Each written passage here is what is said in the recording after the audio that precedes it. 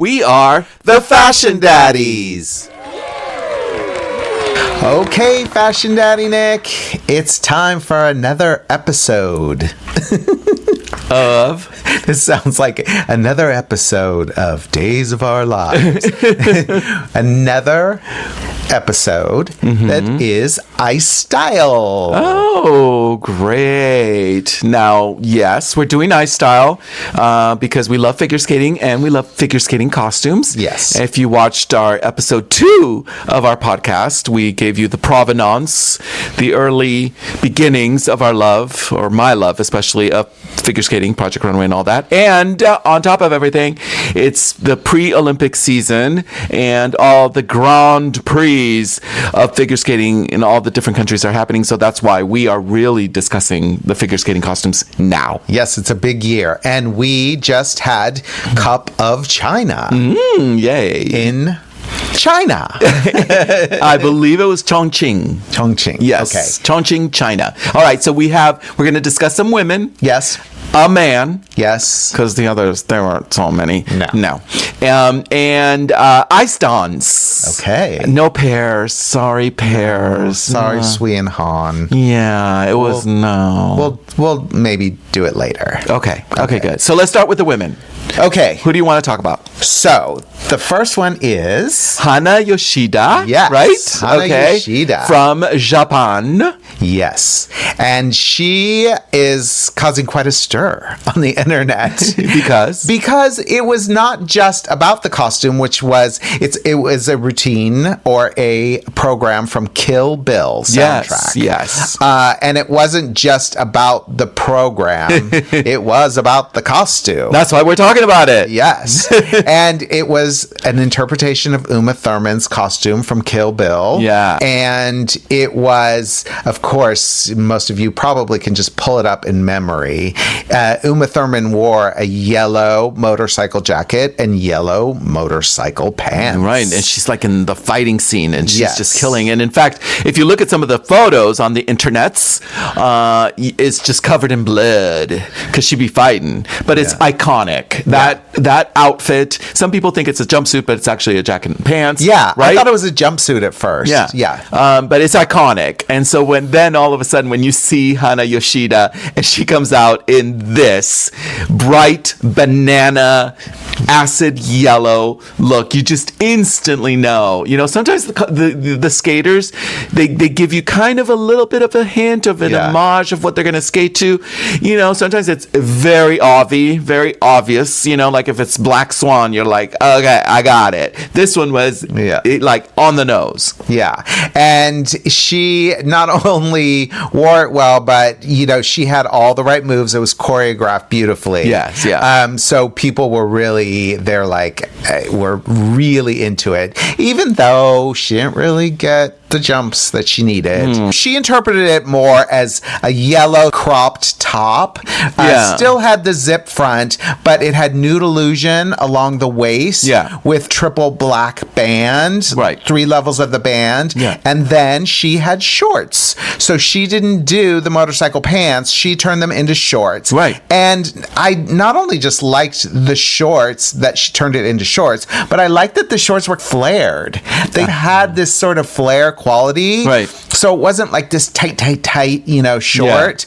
And then along the edge, it had pleated detail that you see in motorcycles pants, like on their knees for the padding or on their elbows. Right. So it was clever how they put that onto the side. And then she wore black tights that had a solid black stripe. Yeah. So side. she continued the whole look. Yeah. I loved it because it was like it wasn't a direct copy of the costume. So at least whoever designed it, whoever made it for her, you know, her team, etc., they thought about it and thought about, well, how can we give it an obvious homage, but make it young, make it fresh, and you know, make it cool, especially for figure skating. So the shorts were great. So it's not like a flippy skirt, because that doesn't really go with that outfit of Kill Bill. And then you've got the black stripes. You've got also literally like the patches that are on the moto jacket that Uma Thurman wears.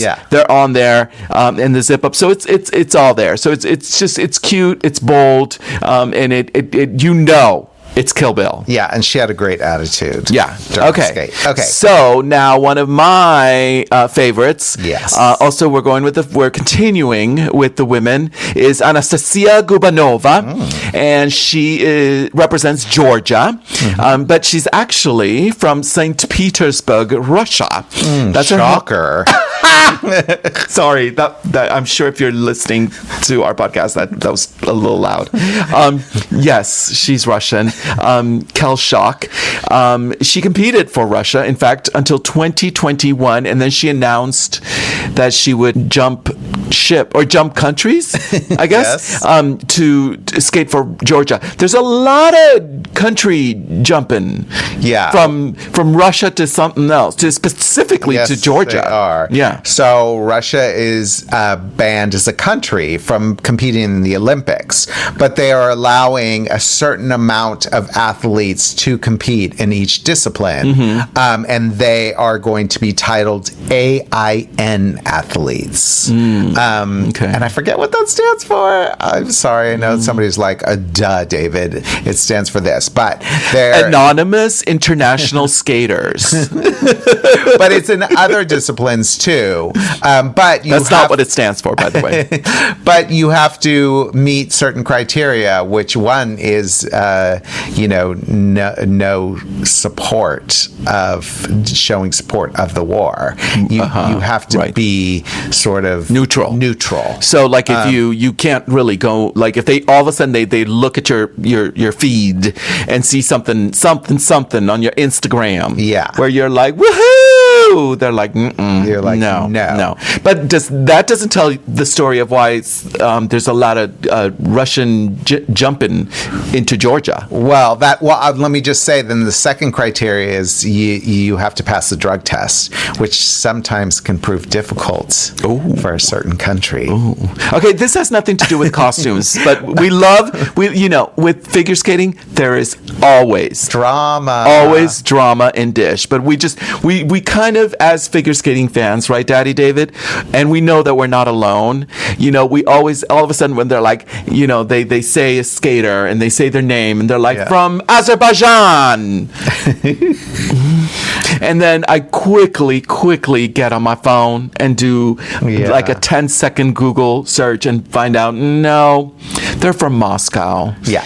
There's a lot of that going on. Because that was a way so they could still skate at the Olympics and not, skate as Russians. And so many of them went to Georgia as probably the biggest country where they have the majority. And Georgia's like, come on over. Come on over. Now, Anastasia, whether she realized it or not, sort of like was the start of the trend because she went over in 2017. Oh, yeah. Way before Russia was banned. Right. So when she went, it was because there are so many top-level skaters in Russia. That was, the place where all the top skaters were coming from. It was so competitive that a lot of the, don't mean, no disrespect, but second-tier skaters would say, I'm not going to make it, as a top-tier skater in Russia, but I can go to Georgia and be their number one. A-list. Yeah. Okay, so that makes sense. Anastasia did that in 2017. Okay, so she started the trend. Yes. Let's just say it. All right, her free skate music was to The Ghost. The Ghost musical.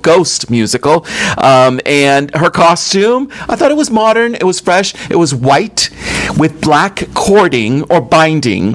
And in the front, it looked almost like Grecian. Yeah. Like a Grecian drape, something that you would see those women in like the Parthenon, like especially when they're announcing like an Olympic sport or something, and with the drape and the black cording. But then she turns around and the black cording turns into two faces, like almost kissing, two lovers, a male and a female from, the movie and the musical Ghost. Yeah. And it's their outlines, their profiles of their faces in the back. And so somebody, they did that so beautifully, and it was sewn onto the nude illusion mesh. Yeah.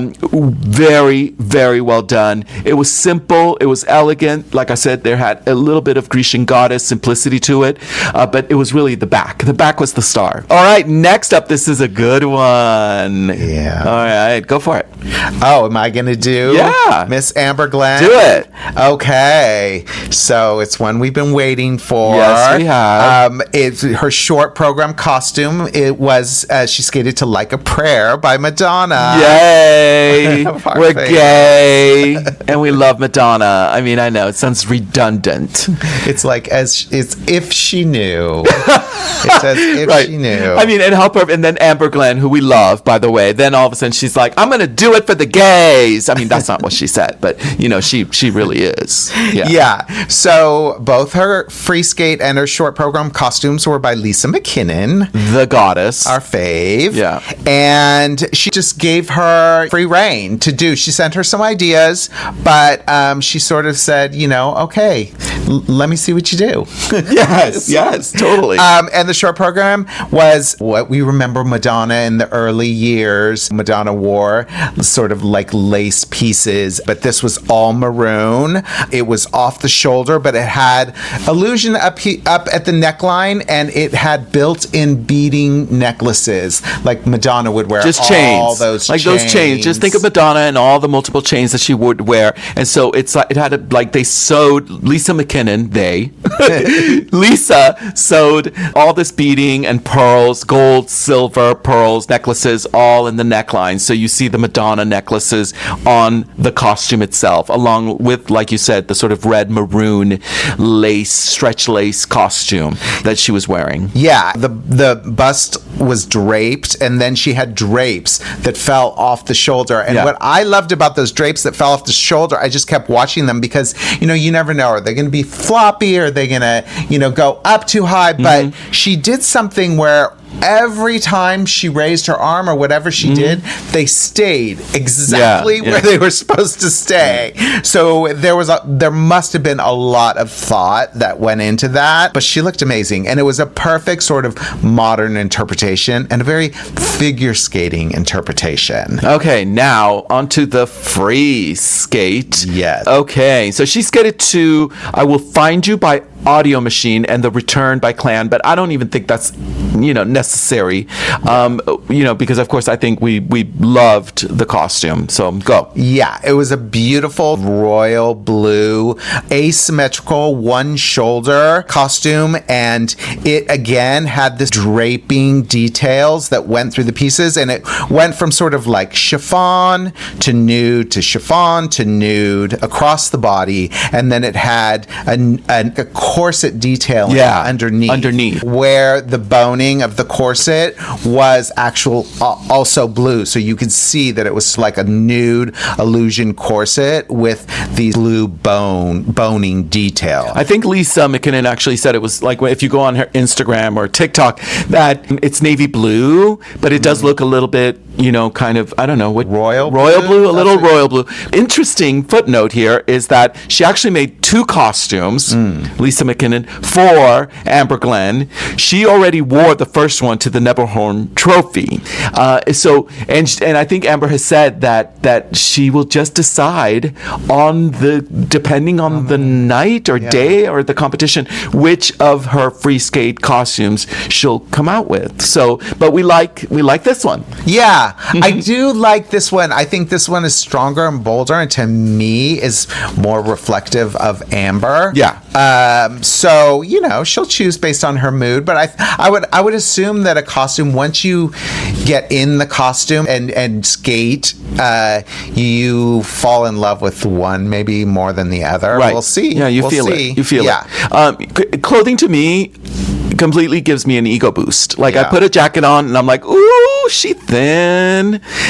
You know, so I know it's probably that sort of thing with skaters and their costumes where they put it on. They're like, okay, like this is what I'm wearing. Yeah, and then they're very superstitious too. So I can imagine if you skate well in one costume, you're like, okay, this is it. I'm not changing it. Yeah, that's true. Okay, let's move on to another one of our favorites, another American from the USA, Alysa Liu. Also, both short program and free skate, both costumes designed by the Queen, Lisa McKinnon. Yes. She actually repeated the same music and costumes from last season. She wasn't going to for the short program, but she had to make a change because there was recent controversies, right? Yeah. We're not going to go into it regarding Google the singer. it. Yeah, performer. So she went back to her old music, and she also went back to her old costume, which I loved. And it had crisscross bodice draping,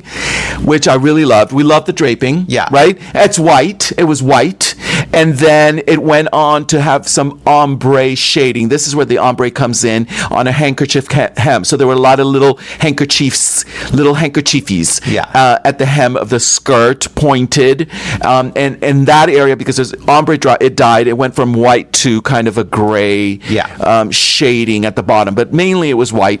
I thought it was ethereal. I thought it was beautiful. I loved how you know, when she did her jumps and her turns, and you know, the ombre dyed, the dye, you know, that color, you could see it. But again, I loved the draping across her body. I'm not hating her that she returned to this costume, because it's beautiful. So the free skate, oh, how much do we love this? It's to Donna Summer, and it's MacArthur Park Suite. Once again, for this new season, it was supposed to be something else. Yeah. Right, Daddy David? Yeah, she was going to skate to a Lady Gaga song. I don't know if it was a Lady Gaga medley. I can't remember. Yeah. But it was Lady Gaga. And I haven't seen her explain why she changed. Yeah. But she decided to also go back to this free skate. Right. And also go back to her old costume. Yes. Which, you know, once again, as a gay, as a lover of Donna Summer, as someone who grew up listening to disco, as someone who actually had the album, the Donna Summer album, where MacArthur Park Suite was in, I mean, you can't go wrong. It's like, you know, I'm done. I'm ready. You got me. You got me. One shoulder style. Yes. Gold, and more gold. It's like straight out of Studio 54, or like the solid gold dancers. Gold sequins, paillettes, different size paillettes, different size sequins. And the way that that Lisa McKinnon designed it, where it all radiates. It's radiating from the waist. So it's like slimming, but it's like you could totally picture this, a one shoulder gold sequin mini dress that like a Cher would wear on some big event, you know, designed by Bob Mackie. Yeah. That is the look that she got, and it was perfect for the skate and the music, right? Yeah, like I said, she's the Bob Mackie of figure skating costumes. Lisa McKinnon. Yeah. And yeah, you could see somebody walking into Studio 54 wearing this. I love the way the sequins were heavy at the shoulder and then became lighter at the waist. Yeah. That was really pretty. Yeah, it was all encrusted up here, right? Like at the top. Yeah. At the shoulder, like you said. It was like they were more and larger paillettes at the top. And then the way that the crystals and the sequins went almost in a bias manner across her body, and then swirled around and continued down the back. Yeah. And then there was an open back, which was gorgeous. Yes, yeah. But it fit the skate perfectly. It's gold for an Olympic year. So maybe this was meant to be. We'll see. No, I don't want to curse, you know. No. Put this on. But it was beautiful. My only regret, which I'm getting over, is that we didn't get to see new costumes. Yeah. It's almost like I wanted her, but these are so great. Like, why would you change them? Yeah. And who knows? We're just beginning the Grand Prix series. She's going to do what? One more? Or two She does more? another Grand One Prix more. and then hopefully makes the finals. Okay. And then has nationals. Got it. So Okay, there's a lot more. Lisa McKinnon DM us and give us the dish. If you've designed 2 new costumes, we won't tell. I will sign, David and I, Daddy David and Daddy Nick will sign NDAs and will not say a thing. So our 4 viewer listeners won't know anything. I promise. Okay, we're going to talk about the one guy. Yes. And then we'll go into ice dance. Okay. Okay, I the men, they just underwhelmed me and they weren't exciting. And so I'm just not going to waste my time. I'm sorry, guys. But then Daniel Grassl of Italia came out and okay, it wasn't that great and it wasn't fabulous, but I have to talk about it because first of all, he skated to, and it was his free skate to the soundtrack to The Conclave, which, in case you missed it, is about the Pope and about the Pope dying and about all the drama that goes on with all the cardinals trying to pick the new Pope. It's just like, it's just drama. Anyway, Daniel Grassl wears an actual black ensemble, like looking like a priest, like a cardinal, and it's all black, the jacket, the pants. Then you've got the red piping, the red covered buttons. You've got that Mandarin collar, it's all there. And the priest collar. And the priest collar. So he's looking like a priest. So of course, when he comes out, I'm like, ooh, he doing it. And on top of it, again, think about this, guys. This is going to be he's going to skate in Milan, in Italy, giving you Italian priest. So I loved it. I thought that was the camp factor of it all. I loved it. But wait, there's more. So then at the end of the program, he does a reveal. So he does a costume reveal. And he just rips his jacket, his black priest jacket off, and he reveals the white top underneath with the gold chain, and it's all sequin. This white top underneath is all sequin. And by the way, I think the jacket had snaps. That's how he just snapped it open, and it was revealing the chain. And he was telling the story that he went from priest to becoming the Pope. Anyway, that's the story, and I just thought it was funny. But the costume, it wasn't. It was like a Temu Shein I was version. Say, it was like a Spirit Halloween costume out of a bag. Okay, but Nick loves a very costumey costume. Excuse me? Yeah, you respond. I'm right here, by the way. You can't talk about me like if this. somebody's dressed as a cat in the Pink Panther. Remember when they did? Yes, that was like, good. I love the pink. Yeah, you like an on the nose costume. I do. It's very drag. Yes, I thought he was cosplaying this, and I thought it was very drag of him, especially the fact that he's going to be skating in Italy and the Olympics are in Italy. For him to give it to them and be like, well, if I'm going to skate in Milano, I'm going to give you Pope. I just thought, I'm like, ooh, she doing it. Daniel Grassl, you doing it. All right, let's get to ice dance. Okay, you want to talk about Spain, the Spain ice dancers? Yes, Olivia Smart and Tim Dieck. Yes, go. Olivia Smart and Tim Dieck. They were skating to Dune, my favorite. Yes, and didn't they skate to that last season? They skated to Dune last season too, and so it was a continuation of last season's program. Many people think it's the same program. Yeah, they did. And then when they're reading or find out that it's not, that, oh, no, this is different, they're like, I don't know about this, And on top of that, doesn't it look like a continuation of the costumes as well? Yes, but they are different costumes. For both. His especially is quite subtle. So we should explain what they look like. Go. So Tim's is of course, body hugging. You're right. Dark sand color top and pant, and it's all airbrushed to look like the warrior of the Dune. The uniforms that they wear when they're those desert people. Yes. And they are all covered up, and they've got the mask, and they've got all the little things that go on to the uniform to make them breathe and live and drink water and all that. So just think of those costumes in the movie, and that's what he's wearing. But the subtlety of, if you look at this costume compared to what he wore last season, you would, if you blinked, you would be like, it's the same, but not. Yes. And Olivia's costume last season was much more in line with what the movie costume was. Yeah. There was a lot of drapery, again, a lot of that dyeing technique of ombre fabrication. And this was different in that it was a little more figure skating. There was more beading. Yeah, of course. I knew you were going to be, I'm like, what do you mean by that? No, you mean there's crystals. There's crystals. She kept the hood. She had a hood last season. Right. And she has a hood again this season. Which is like asymmetrically draped on her head. It's quite beautiful. And last season's was quite beautiful too. We loved last season's. Yeah. And we like this season's too. I think it's great. I think they're both great. I kind of prefer last season's over this season's. For her or both? For both. Okay.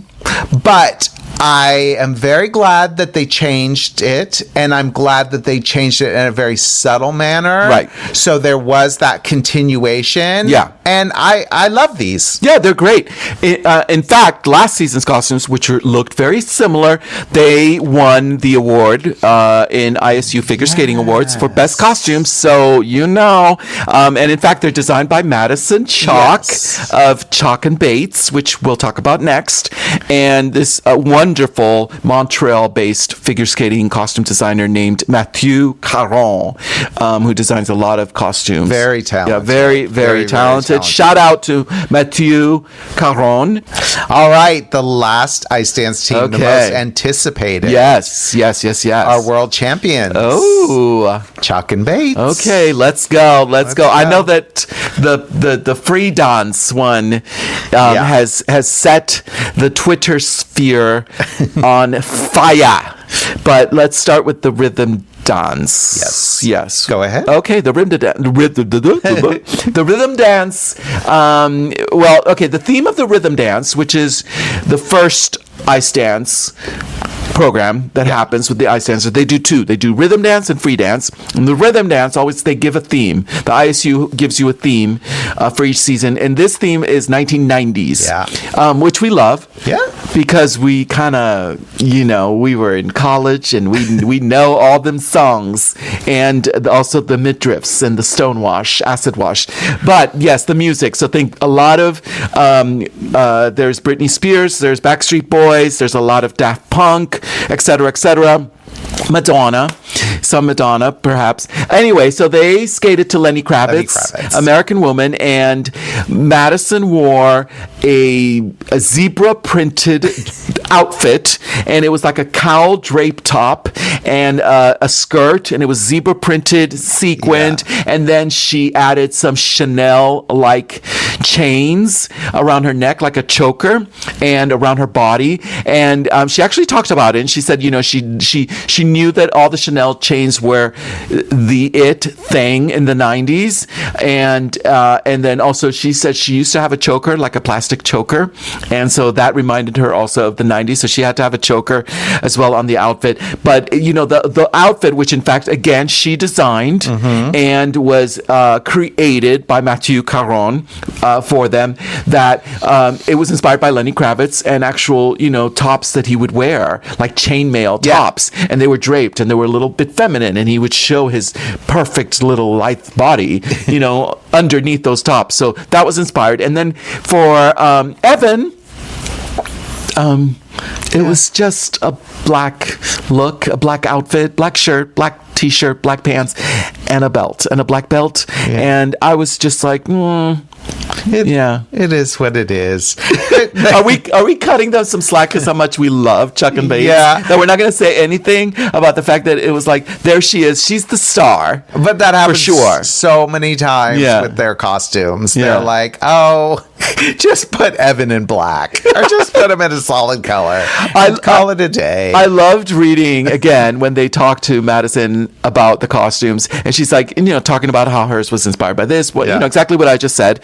Describe describing it, you know, the zebra print, the sequence, and the Chanel chain. And then she goes to him, she goes, oh, and yes, and Evans was also inspired by Lenny Kravitz, and like, you know, outfits that he would wear. Like he would wear like a brown pants like that and a black belt. And I'm like, oh, you know, you get points for trying to sell it, Madison, but you know, yeah. It was I mean, you know, it wasn't my favorite costume. Okay. Especially Madison. I mean, Evans is whatever. Yeah. It was fine. I liked that it looked like chainmail. The top was kind of floppy. Okay. You know, I Okay. felt like it kept moving away from her body. It was, it sort of had that pointed detail. Yes, yeah. Like it was tied around the back. Right. Sort of that handkerchief look. Yeah. So it was okay. Okay, well, there we go. There we All go. right, I think we should just get right to it. The free dance costumes from Chock and Bates. Yeah. And they immediately, when you looked at it, we are talking flamenco. We're talking matador, flamenco, and you're thinking, ooh, they are skating to Carmen. Or, you know, bolero. Something, right? No.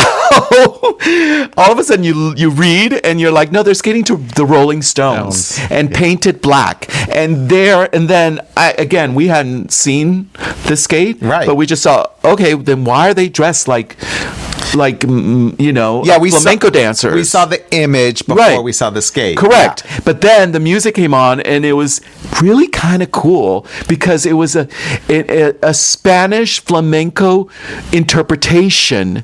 It was, you know, with no music, instrumental version of the song Painted Black, the famous iconic song from the Rolling Stones, and it was taken from Westworld, the TV show by Ramin Djawadi. And they presented this music and they loved it, and it's got the flamenco feel to it. And they actually both worked with a flamenco ballet dancer, Antonio. Let me get this right, Antonio Najarro, to help with the dance. They wanted Madison to be the bullfighter and Evan to be the bull. Thoughts, David? Daddy David? Yeah, at first when I saw the costumes, because we saw the photo, because everybody was just going, what are they going to wear? What are they going to do? You know, they're there in China, and we saw a photo. And at first I saw his, and I was like, I don't understand. Because it is like dark chocolate brown. Yeah. Almost, you know, one piece, although it is pants and a top. Right. The top, again, is airbrushed along the chest, almost to give that the feeling of a abs or whatever. The curvatures of a torso and the body. Yeah, for sure. And then the shoulders have these padded details. Yeah, it's really interesting, like textured details, and they're padded. It's like almost 3D, which, by the way, we found out it's meant to look like horns, like the bull's horns. Thank goodness that it wasn't like actual horns sticking out, because I believe that might be problematic, and I believe you're going to talk about something else that hopefully will not be problematic for Madison. Yeah. So she has a cape.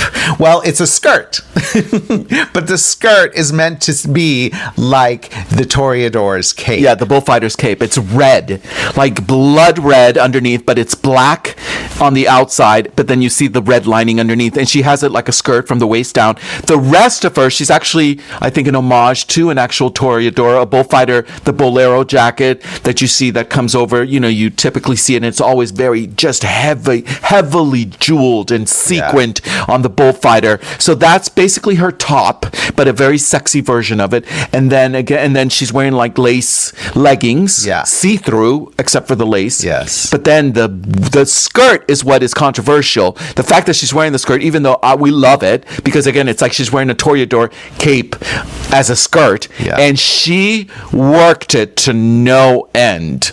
Yeah. You don't normally see such a long skirt in ice dance because of all the complicated moves that they have to do. Why, Daddy David? Yeah, it's because they're doing this and that and being flipped around and all sorts of things. But she wanted to use this to really mimic the bullfighter. It's a prop. It's a prop that she uses in the choreography. Yeah. And there were some amazing moves she does with the cape.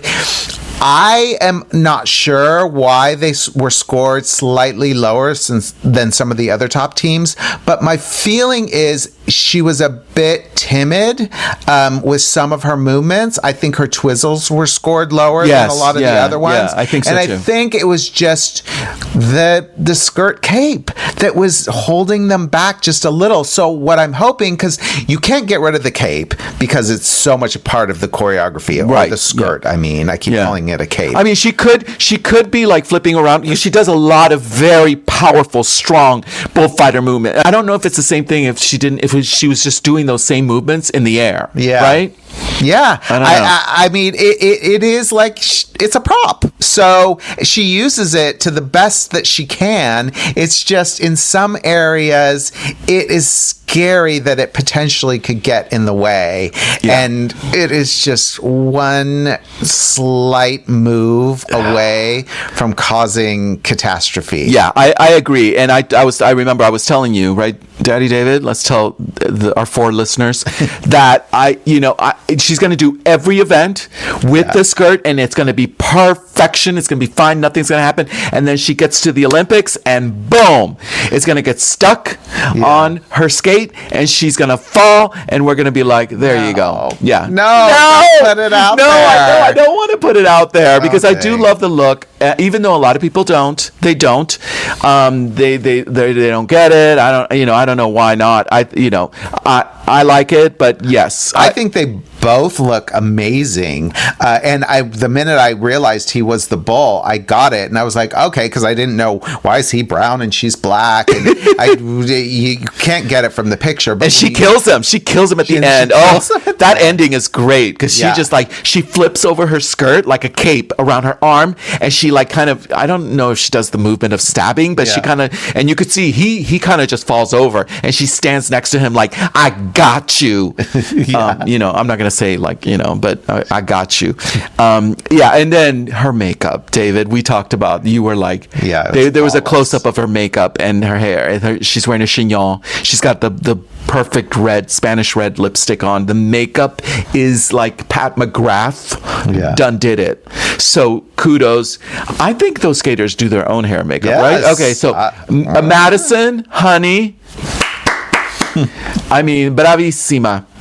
All right, so that's it. It was a great event. Yeah. And exciting that we had the 3 American skaters that did so well. So now we're going to get on that virtual jet. Business class. Yes, only business class. Thank you. Okay, I got to use the lounge, y'all. Only business class. Where are we virtually going business class to next week? We're going to Canada. Canada. Yes, for Skate Canada. Skate Canada International. Join us next week. We'll be back for Ice Style right here on what? On the Fashion Daddies. And don't forget to like, subscribe, and share, and get our new book, The Basics of Pattern Making for Fashion Design. It is everything you need for pattern making. Trust us. And not just trust us. Go on Instagram because people are posting, talking about it. They already got their books and they're like, oh my God, look at this. There's pictures for everything. So if you are interested in fashion, you're interested in pattern making, this is it for you. Get it.